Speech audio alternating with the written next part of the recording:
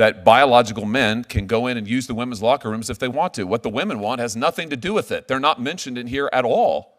Correct?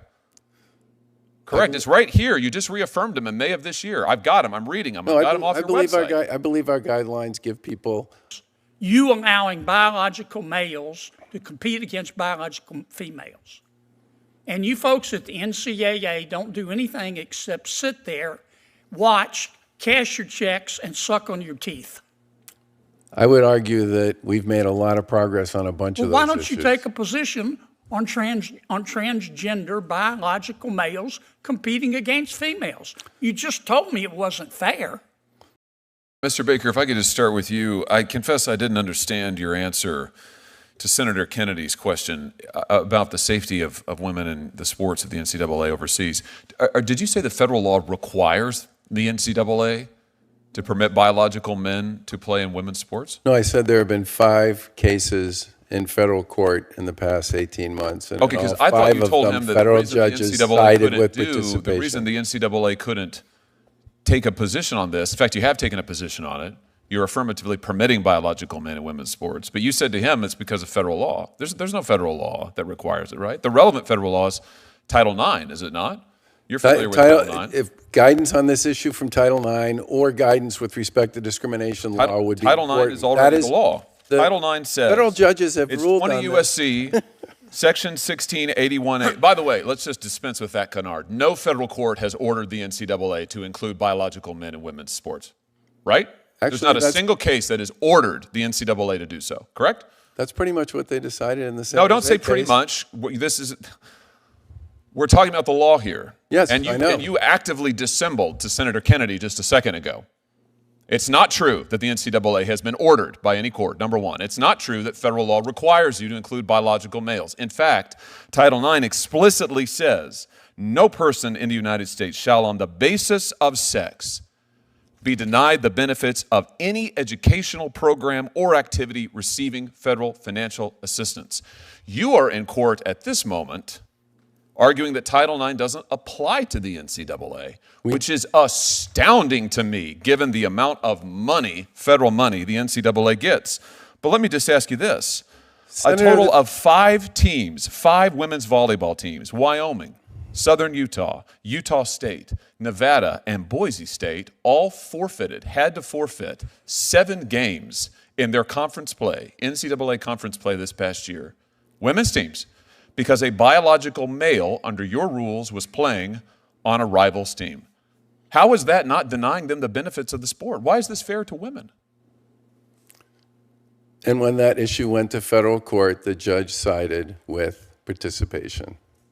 No, the NCAA did not go to court. No, that is not true. The federal judge made the decision with respect to the issue you just raised. Your rules have not been tried in federal court, and your rules explicitly permit biological males in women's sports. And I am asking you, why is that fair to the women? All of these women on these teams had to forfeit games and therefore a chance to compete in the championship because of your rules. And I want to know, why is that protective of women? That's my question. So far, the federal government on the court side has issued decisions several times. No, I'm not asking you about the year. courts. I know what the courts have done. Not one of them has their ordered the interpretation NCAA. of federal law. This is your policy, which you will not defend because, frankly, it's indefensible. Why are you, Mr. Baker, why are you allowing biological men to play in women's sports? Because we believe that's consistent with federal policy. So we're right back to your compelled. Your testimony is you believe you're compelled to do it by federal law. You would change it otherwise? We believe our policy. I said in my opening comments to Senator Kennedy, the clarity on this issue at the federal level would be very helpful. Oh, that is such a cop-out. In other words, somebody else please do it for us. Keep sending us the money. We'll go to court and argue that Title IX doesn't even apply to us. We do not take a dime in federal money, not a dime. Is that why you're arguing Title IX doesn't apply to you? Yes, part of it, yes. You honestly think you shouldn't be subject to Title IX? We don't believe we currently are in court. Federal court has amazing. Federal court has affirmed that on a Absolutely number of amazing. circumstances. You have a pending lawsuit right now from female athletes who are suing you because you allow biological men not only in their sports but also in their locker rooms. Why do you do that, by the way? Why do your guidelines allow biological men into women's locker rooms without the women's consent?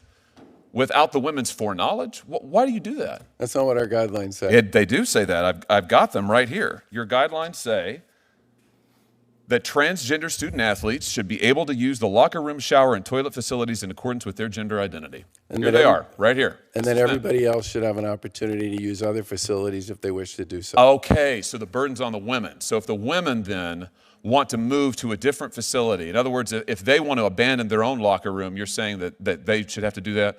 So in other words, it's their problem? No, That's the deal? we put a significant amount of emphasis on what the locals' plans are, and we make sure that everybody. What does that mean, the locals' plans? Whoever it is that's hosting the event. You have guidelines that instruct them what the best practices are, and your guidelines say that biological men can go in and use the women's locker rooms if they want to. What the women want has nothing to do with it. They're not mentioned in here at all, correct? Correct. It's right here. You just reaffirmed them in May of this year. I've got them. I'm reading them. I've got them off your website. I believe our guidelines give people optionality with respect to how they choose to use their facilities. And many, what does that even mean? Optionality. What it says is transgender student athletes will be able to use the locker room, shower, and toilet in accordance with their gender identity. That means men will be able to use the women's locker rooms. And as Riley Gaines and others have testified before this committee, that means if a man, a biological man, wants to use their locker room, they just have to accept it. Or else the women have to go somewhere else. They've got to go find an alternative. Why is that fair? We told the local folks who've hosted our tournaments they need to create accommodations for the people who are playing. You know, so it's the feds on the one hand, it's the locals on the other hand. The only person who doesn't seem to bear any responsibility in this is you and the NCAA, who are the governing body. And your testimony here today is you're not even subject to Title IX. Mr. Baker, I can't tell you how disappointed this makes me, but not just disappointed, frankly, infuriated for the student athletes who are suffering because of your policies, and you won't even defend them. You won't even take responsibility. It's outrageous. It's totally outrageous. About 90% of my personal philosophy is don't hurt someone unless they're trying to hurt you. Don't take other people's stuff, and leave me alone.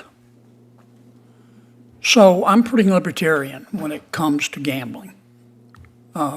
Within reason, if someone wants to gamble, they can.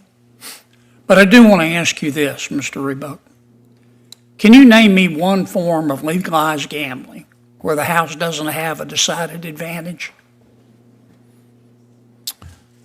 The gambling industry always has the advantage, as you are correctly indicating. Okay. The point is that the consumers know that. That's. I'm sorry to cut you off. I just don't have much time. Governor Baker, the NCAA exists in part to promote fair competition in collegiate sports, does it not? Could you speak into the mic for me? Yes. Okay. A transgender woman is a biological male. Is that correct? Yes. And a biological male is always going to have a physical and a physiological advantage competing in a collegiate sport against a biological female. Isn't that true? There's not a lot of research on it, but it's certainly debatable. You think it's debatable? I think it's debatable. You don't think? I mean, think that a biological male has an advantage every time competing against a biological female? Is that your testimony? No, I think defined the way you defined it, yes, I would agree with you. So you agree with me? Yes. Okay. So why does the NCAA, why do you Your job is to promote fairness in collegiate sports. Yep. Why do you support allowing transgender women who are biological males to compete against non-transgender biological females? Over the course of the past 2 years, 5 federal court cases involving this question. Let me finish. 5 federal judges have all sided with participation as the standard. This is a very... So you're saying you don't have a choice? I'm saying that under the current dynamic, there is not clarity on this issue legally. Well, why don't you exhibit leadership and demonstrate leadership and provide clarity?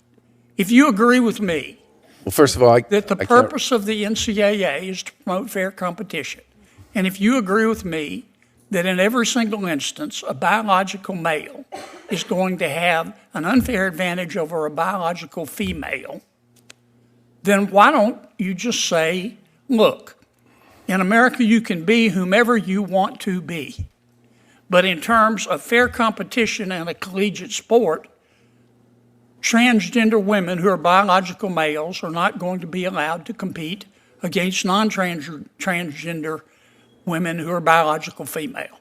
Boom, done. Why don't you take that position, Charlie? Because federal courts have already taken the position that they do have the right to compete. Yeah, 5 times in the past year and a half. You can disagree and be sued. Why don't you demonstrate some leadership? I would love to work with you folks on creating clarity around this question. I'm sorry, but look, I'm sure the NCAA is a good organization. I just can't figure out what you folks are good for. I know you take in bucket loads of money and you share some of it. You make that money off the backs of these kids. Your predecessor, who was a good man, took home $2.8 million a year in salary. I'm not going to ask you what you make, but I bet you didn't take a pay cut. You take in bucket loads of money.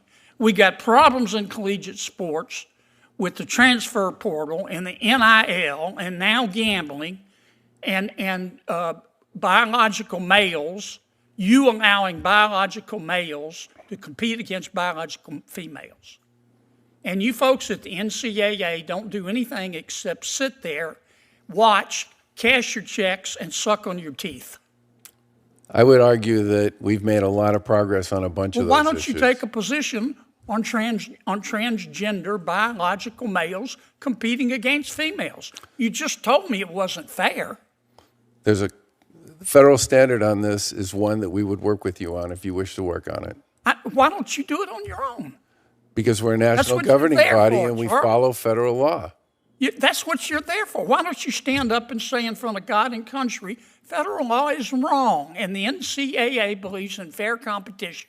We also believe in equality. If you want to, in America, you can be whatever you want to be. You can be whomever you want to be. But our job is to promote fairness in sports. Our job Biological males are not going to be allowed to compete against biological females. Why don't you go to Amazon and buy a spine online and take a stand?